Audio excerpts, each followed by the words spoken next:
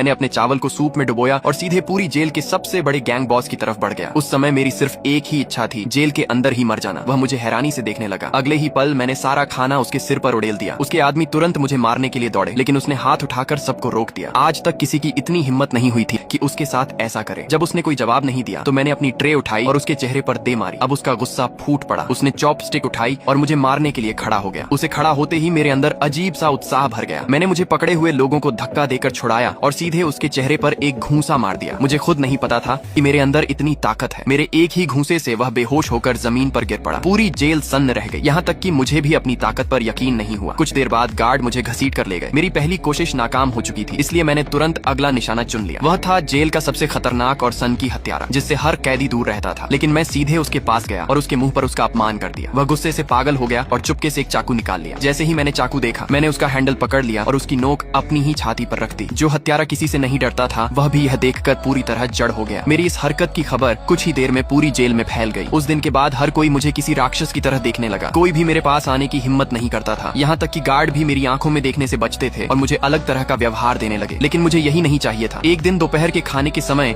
एक कैदी ने बताया कि पिछली रात किसी ने जेल से भागने की कोशिश की थी। गार्ड ने उसे मौके पर ही गोली मार दी। ये सुनते ही मेरे दिमाग में एक नई योजना आई। उसी रात मैं चुपके से अपनी कोठरी से बाहर निकला। मैं जेल के मैदान में भागते हुए जोर जोर से चिल्लाने लगा। मुझे उम्मीद थी कि गार्ड मुझे देखते ही गोली मार देंगे। कंट्रोल रूम में बैठा जेलर यह सब देख रहा था। उसने मेरी इच्छा पूरी करने का फैसला किया। कुछ ही पलों में गार्डों की पूरी टुकड़ी ने मुझे चारों तरफ से घेर लिया। वे गोली चलाने ही वाले थे कि तभी जेलर को अचानक एहसास हुआ कि कुछ गड़बड़ है।